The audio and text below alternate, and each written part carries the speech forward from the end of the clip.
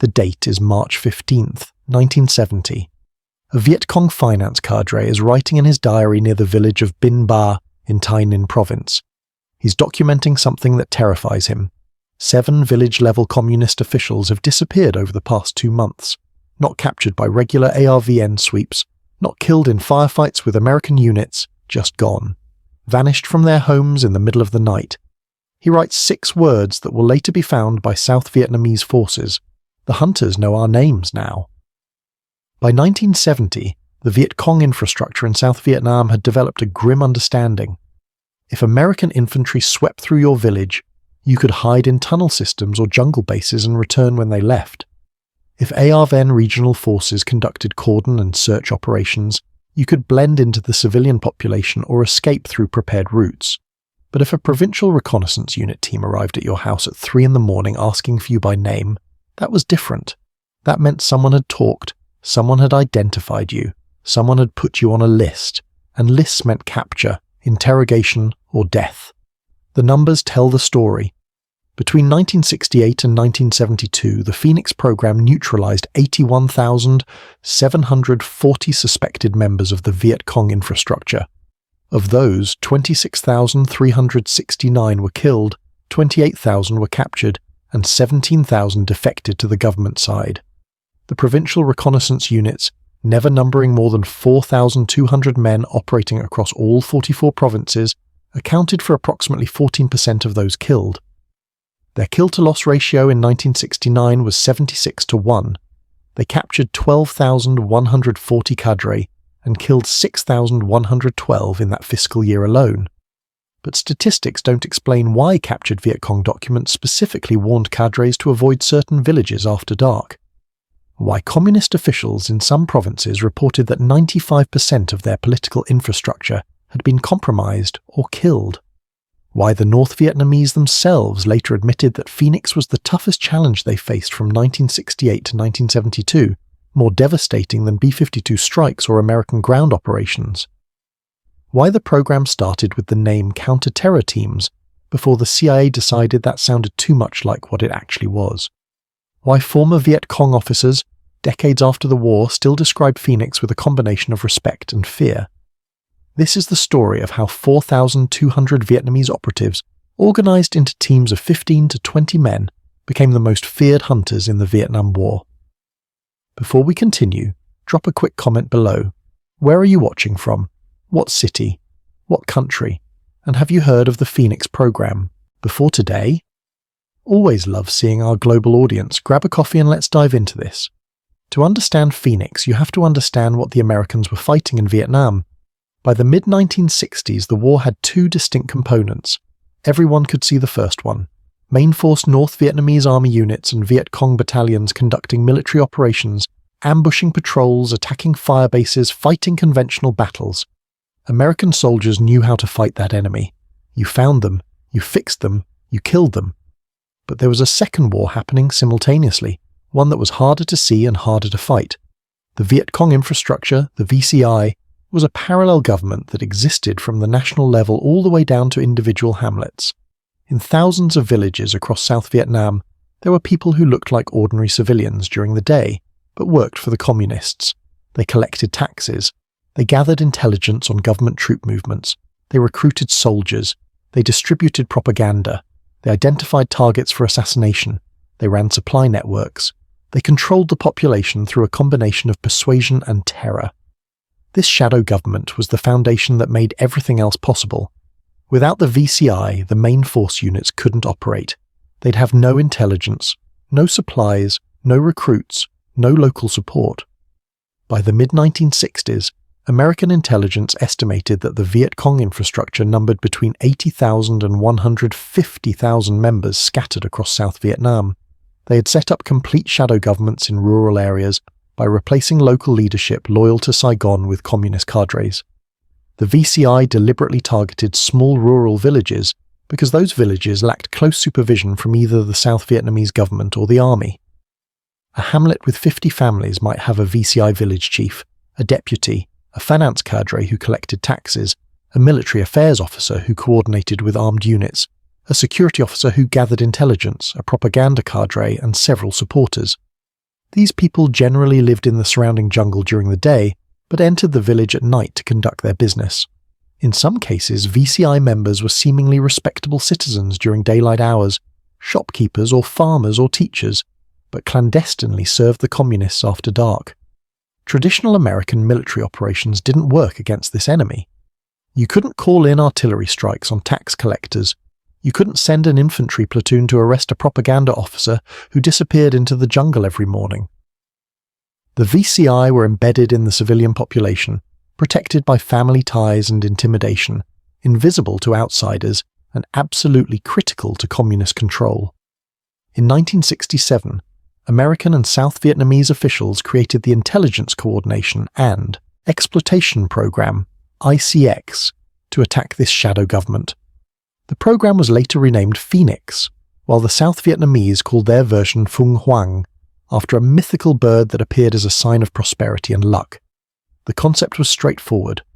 Identify VCI members by name and position, create lists, coordinate intelligence from all available sources, then capture or kill those individuals using specialized teams. The CIA would provide the structure, training, and initial funding. The South Vietnamese would provide the manpower and take operational responsibility. Based on newly created District Intelligence and Operational Coordinating Committees, DIOCCs, which consisted of police, village officials, and intelligence officers, the idea was to target by name and arrest local enemy-ranking cadre, employing force if necessary. Various South Vietnamese agencies would carry out the actual operations.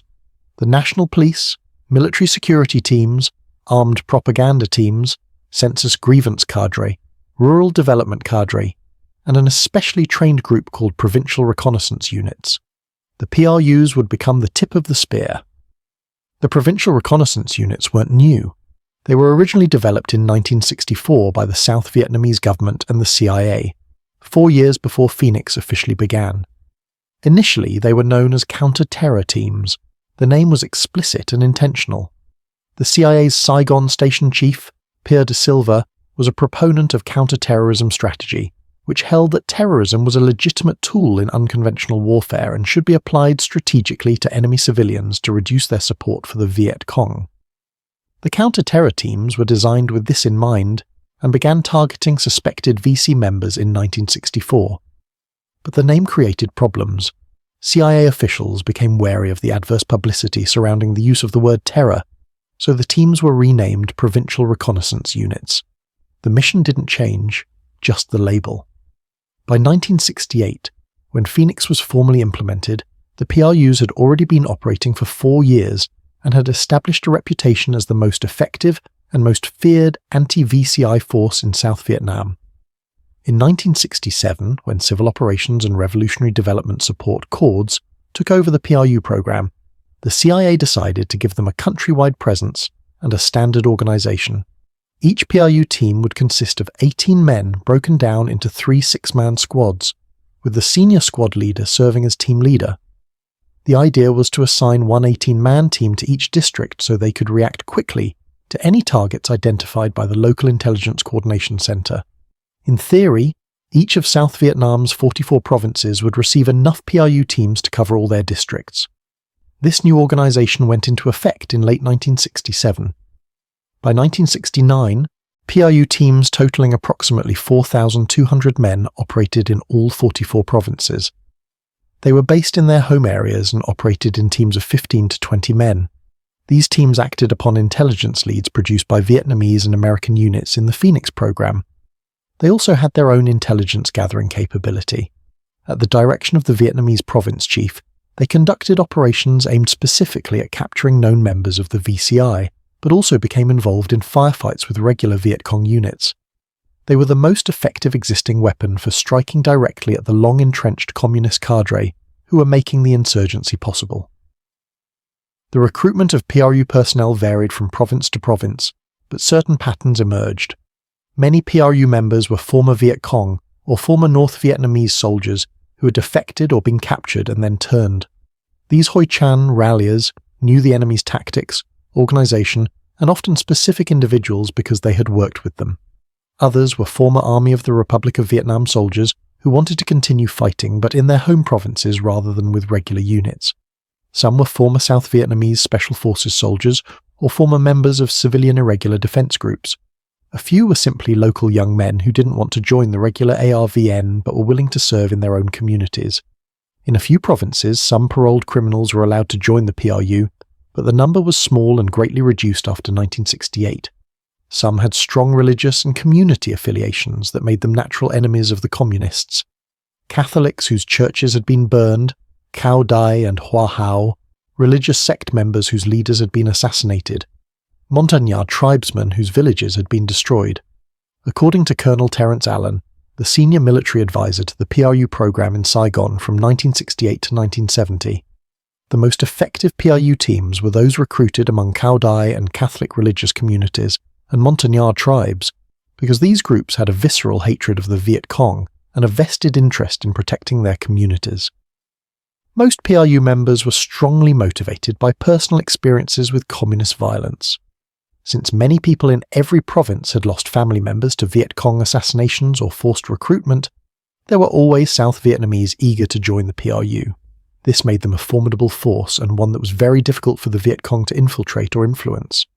PRU teams were equipped with an assortment of weapons and uniforms, most dressed in the black pajamas worn by Vietnamese peasants or tiger-striped camouflage uniforms when operating in the field, but some units actually used Viet Cong or North Vietnamese Army grey or light green uniforms when such disguises gave them a tactical advantage.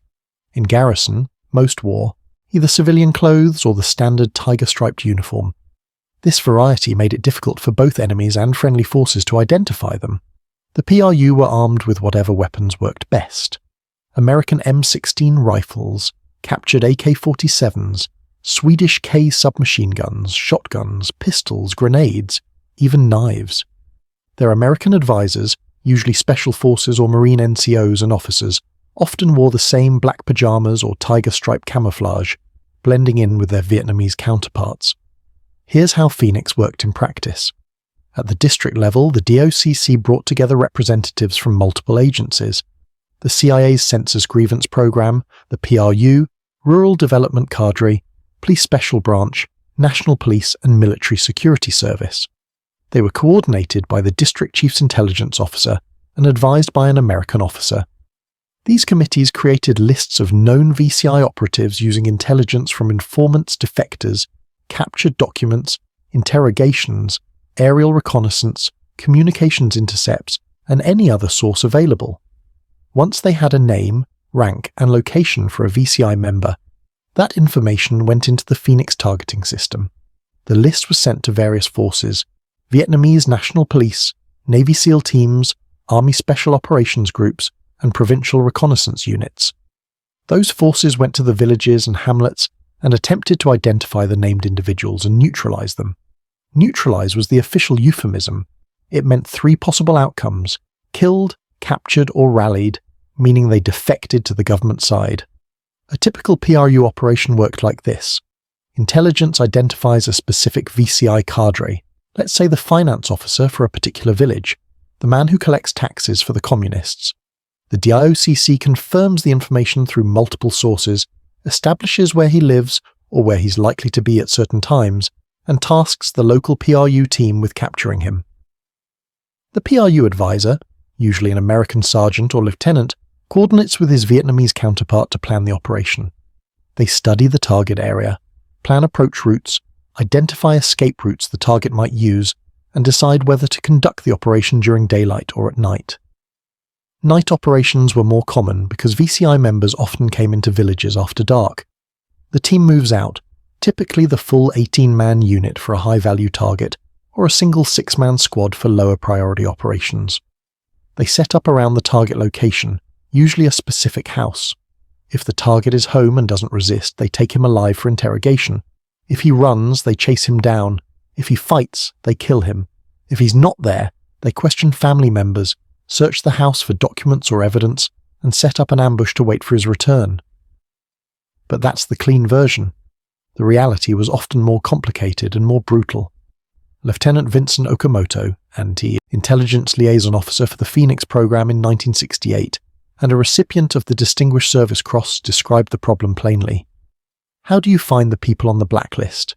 It's not like you had their address and telephone number.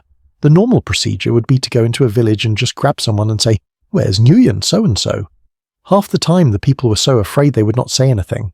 Then a Phoenix team would take an informant, put a sandbag over his head, poke out 2 holes so he could see, put communication wire around his neck like a long leash, and walk him through the village and say, "When we go by Nguyen's house, scratch your head." That was one method. Others were worse.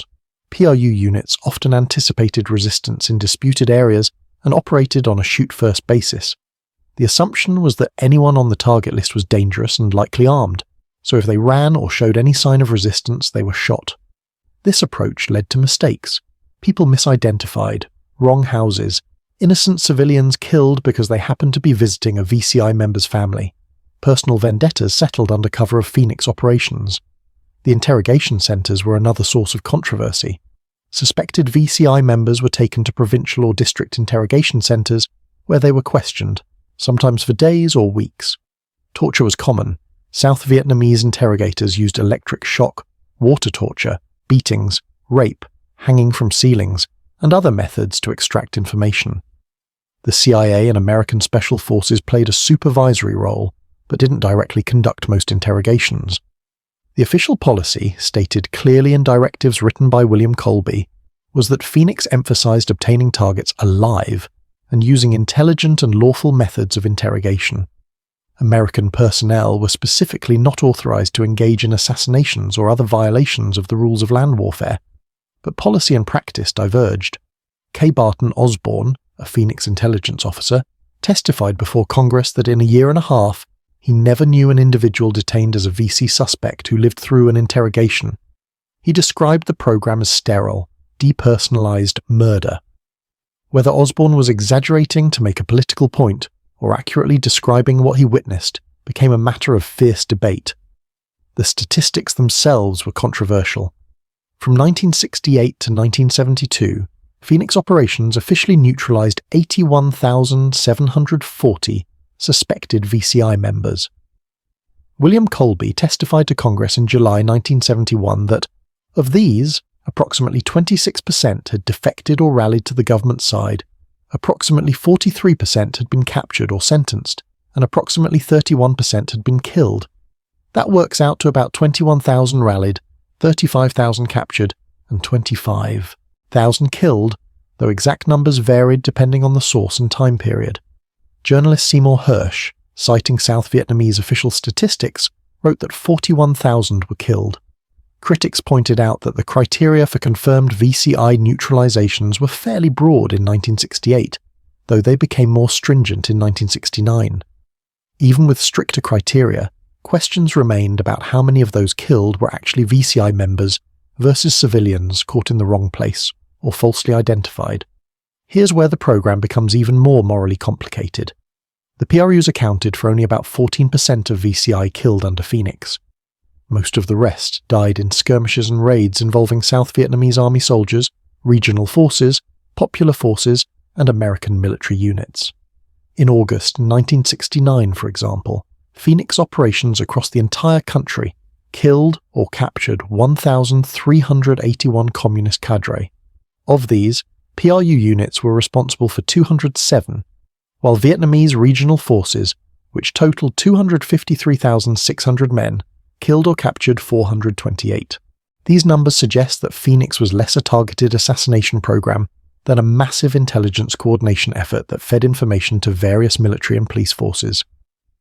When intelligence identified a VCI member's location, whatever unit was available went after that target. Sometimes it was PRU teams conducting a careful snatch operation. Other times it was an ARVN platoon assaulting a village and killing everyone who resisted. The line between legitimate combat operations and assassination became impossible to define clearly. William Colby became the face of Phoenix. He was CIA station chief in Saigon from 1959 to 1962, headed the agency's Far East Division from 1962 to 1967, then from 1968 to 1971 directed civil operations and revolutionary development support, with the rank of ambassador, running Phoenix during its peak years. In 1971, he testified before Congress in extensive hearings that examined Phoenix in detail. When asked if Phoenix had perpetrated premeditated killing of civilians in non-combat situations, Colby replied, "No, I could not say that. I certainly would not say never." He acknowledged that some unjustifiable abuses occurred, including illegal killing, but insisted that torture during interrogation and execution after capture were not official policy. His position was clear. Phoenix was not an assassination program. To call it a program of murder is nonsense. The targets were of more value alive than dead because of the intelligence they could provide. Therefore, the object was to get them alive. He emphasized that most deaths occurred in military combat when VCI members resisted capture, or when intelligence led to raids that turned into firefights. In 1983, retired General William Westmoreland testified that he was shocked to hear that assassinations occurred under Phoenix. He said the objective was to neutralize the political cadre through defections or capture. To assassinate these people rather than capture them was wrong, and I never sanctioned this at all. Westmoreland's surprise suggests that even the commanding general of American forces in Vietnam didn't fully understand what was happening on the ground in the Phoenix program. The disconnect between policy stated in Saigon and operations conducted in remote villages was enormous. In practice, provincial and district officials had enormous autonomy. American advisors had wide latitude in how they supervised PRU operations, and the fog of war made it nearly impossible to distinguish legitimate combat from murder. The effectiveness of Phoenix is debated, but on this point there's surprising agreement from an unexpected source: the Vietnamese communists themselves. After the war, multiple North Vietnamese officials made statements about Phoenix's impact. William Colby later wrote, "In the years since 1975, I have heard several references to North and South Vietnamese communists who state that, in their mind, the toughest period they faced from 1960 to 1975 was the period from 1968 to 1972, when the Phoenix program was at work." The former Viet Cong Minister of Justice wrote in his memoirs, "In some locations, Phoenix was dangerously effective. In Hoang Kia province, for example, the VCI infrastructure was virtually eliminated." General Tran Do, the communist deputy commander of South Vietnam, described Phoenix as extremely destructive. Nguyen Co Thash, a senior North Vietnamese diplomat who later became foreign minister, stated, "We had many weaknesses in the south because of Phoenix. In some provinces, 95% of the communist cadre had been assassinated or compromised by the Phoenix operation." He added that Phoenix had wiped out many of our bases. The CIA's assessment was that through Phoenix they learned the identity and structure of the VCI in every province. By 1970, communist plans repeatedly emphasized attacking the government's pacification program and specifically targeted Phoenix officials. The Viet Cong imposed assassination quotas on their own forces. In 1970, communist officials near Da Nang instructed their assassins to kill 1,400 persons deemed to be government tyrants and to annihilate anyone involved with the pacification program. The fact that the communists responded to Phoenix by targeting its personnel with their own assassination campaign suggests they considered it a serious threat. PRU operations took many forms. Some were quick raids. Intelligence identifies a VCI tax collector's house. A PRU squad moves in at 3 a.m, breaks down the door, captures or kills the target, searches for documents, and withdraws before dawn. Other operations were more complex. Intelligence suggests a VCI district committee will meet at a specific location on a certain night, so a full PRU team sets up an ambush around the meeting site, waits for the committee members to arrive, then assaults the building, attempting to capture as many as possible alive while killing those who resist. PRU teams also conducted reconnaissance missions, watching suspected VCI members for days or weeks to confirm their identities and activities before striking. They ran agent networks, paying informants for information, they exploited captured documents, and they interrogated prisoners and defectors, building comprehensive intelligence pictures of the VCI structure in their areas. The PRUs had access to resources that regular Vietnamese forces often lacked. The CIA provided funding for salaries, bonuses for successful operations, payments to informants, and discretionary funds for advisors. PRU salaries were higher than regular South Vietnamese military pay. They had priority for certain equipment and weapons. They had direct access to American intelligence, including signals, intercepts, aerial reconnaissance photos, and reports from other agencies. And they had American advisors who brought professional military expertise and direct communication links to American commanders. The advisor's role was officially supervisory, but in practice the relationship varied widely. Some advisors simply rubber-stamped whatever their Vietnamese counterparts wanted to do. Others effectively ran operations themselves. Phoenix officially continued until December 1972, though certain aspects continued until the fall of Saigon in 1975. In 1970, the CIA began phasing out its direct operational responsibility, turning the program over to CORDS and eventually to the South Vietnamese government. By November 1969, PRU teams transitioned from being commanded by US military officers to being advised by CIA personnel, and later to being fully integrated into the Vietnamese National Police. In 1973, the PRUs were formally absorbed into the National Police Special Branch. This Vietnamization of Phoenix reflected the broader American strategy of transferring responsibility to South Vietnamese forces. The question was whether the South Vietnamese could maintain Phoenix's effectiveness without American funding, advisors, and intelligence support. The answer appears to be no. After American involvement decreased, Phoenix operations became less frequent, less well coordinated, and less effective. The VCI began to rebuild in many areas. By 1975, when North Vietnamese tanks rolled into Saigon, the shadow government that Phoenix had worked so hard to destroy was back. The long-term impact of Phoenix remains controversial. Critics argue it was a war crime, a systematic assassination and torture program that killed tens of thousands of civilians and violated every principle America claimed to stand for. They point to innocent people killed, false identifications, personal vendettas carried out under official cover, torture in interrogation centers, and the fundamental immorality of a program that targeted civilians. Former intelligence officers who participated in Phoenix have written about witnessing atrocities. Congressional investigations documented abuses. Furthermore, critics argue that even if Phoenix was tactically effective, it was strategically counterproductive because it created more enemies than it eliminated. Every innocent person killed or tortured became a propaganda victory for the communists. Every family member of a Phoenix victim had a reason to support the Viet Cong. Defenders of Phoenix acknowledge that abuses occurred, but argue the program was fundamentally different from what its critics claimed. It was not an assassination program, but an intelligence-driven counterinsurgency effort that sought to capture VCI members alive whenever possible. Most deaths occurred in legitimate combat when targets resisted arrest. The torture and murder that did happen violated official policy and occurred because of inadequate supervision of South Vietnamese forces. Defenders argue that the VCI were legitimate military targets, enemy combatants who happened to wear civilian clothes rather than uniforms. They collected taxes to fund enemy operations, gathered military intelligence, recruited soldiers, and facilitated attacks. Targeting them was no different morally than targeting uniformed soldiers. And the program worked. The communists themselves admitted Phoenix was devastatingly effective. If Phoenix had been properly implemented from the beginning and maintained through 1975, South Vietnam might have survived. The truth probably lies somewhere between these extremes. Phoenix was an intelligence coordination program that sometimes worked as designed, identifying and capturing actual VCI members who provided valuable intelligence.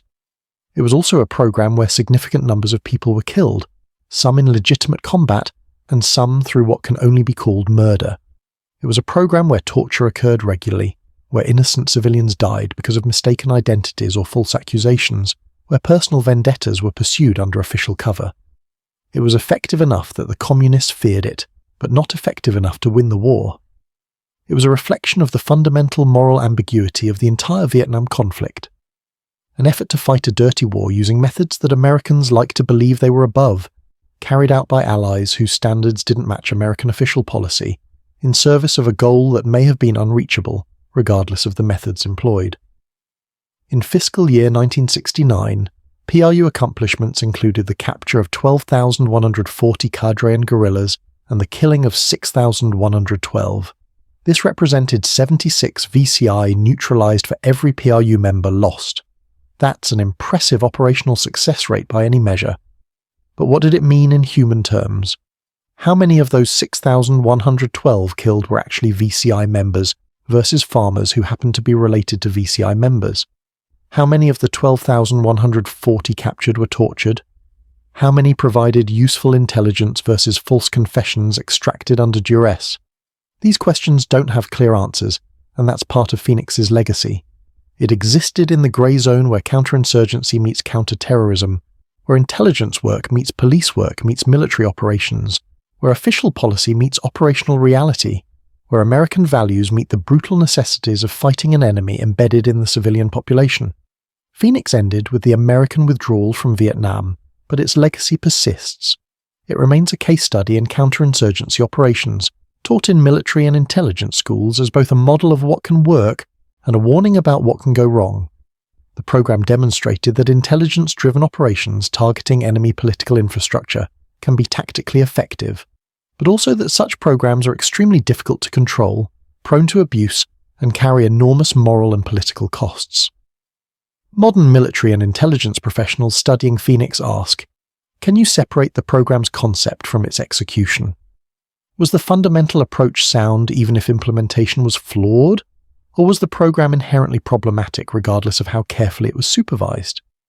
For the 4,200 Vietnamese men who served in Provincial Reconnaissance Units, Phoenix meant something very different than it did for American policymakers or critics. For many PRU members, it was personal. They fought because the Viet Cong had killed their families, destroyed their villages, or terrorized their communities. They knew the enemy intimately because they came from the same provinces, spoke the same dialects, and often recognized VCI members by sight. Their motivation wasn't abstract ideology or American policy objectives. It was survival and revenge and protection of their homes. When Saigon fell in 1975, PRU members were among the first targeted for retribution by the new communist government. Many were executed, others spent years in re-education camps. Some escaped as boat people, eventually resettling in the United States or other countries. Their service in Phoenix marked them as enemies of the revolution, and they paid a heavy price. The Provincial Reconnaissance Units were hunters operating in the shadows of the Vietnam War, pursuing an enemy that looked like civilians and hid among the population. Over 4 years, the broader Phoenix program neutralized 81,740 suspected VCI members, with 26,369 killed. Those numbers represent both a tactical success in counterinsurgency operations and a moral catastrophe involving torture, murder, and the deaths of innocent civilians. They represent intelligence-driven warfare taken to its logical extreme. They represent the grey zone where policy meets practice, where official directives meet operational reality, where the desire to win conflicts with the values we claim to fight for. Phoenix remains controversial precisely because it forces us to confront difficult questions about what methods are acceptable in war, whether the ends can justify the means, and what happens when a democratic nation fights a dirty war. The final accounting is simple and brutal. From 1968 to 1972, approximately 4,200 PRU operatives operated across all 44 provinces of South Vietnam in teams of 15 to 20 men. They conducted thousands of operations based on intelligence-driven target lists. In fiscal year 1969 alone, they captured 12,140 and killed 6,112, achieving a kill-to-loss ratio of 76-1. Across the entire Phoenix program, 81,740 suspected VCI members were neutralized. Of those, 26,369 were killed, though some estimates run as high as 41,000. The communists themselves admitted Phoenix was the toughest period they faced, with some provinces losing 95% of their political infrastructure. Former Viet Cong officers described it with a combination of respect and fear decades after the war ended. But statistics miss the human reality. The Vietnamese finance cadre who wrote in his diary that the hunters knew their names was eventually captured by a PRU team in April 1970. He was interrogated for 6 days at the Tay Ninh Provincial Interrogation Center. He provided information on 17 other VCI members in his district. 12 of those were subsequently captured or killed. He survived the interrogation and was sentenced to 2 years detention. After the fall of Saigon in 1975, he rejoined the communist government and later wrote about his experience. He described the Phoenix program as the most terrifying period of his service because for the first time, the enemy knew who he was, where he lived, and was actively hunting him by name. That personal fear, multiplied across thousands of VCI members throughout South Vietnam, was Phoenix's greatest weapon and its most troubling legacy. The hunters knew their names, and for 4 years that knowledge translated into operations that dismantled the Viet Cong's shadow government province by province, hamlet by hamlet, name by name. Whether history judges Phoenix as effective counterinsurgency or systematic war crime, one thing is certain. 4,200 men operating with blacklists created more fear among the Viet Cong political infrastructure than any other American program of the war. The question we're still trying to answer 50 years later is what that cost, and whether it was worth paying.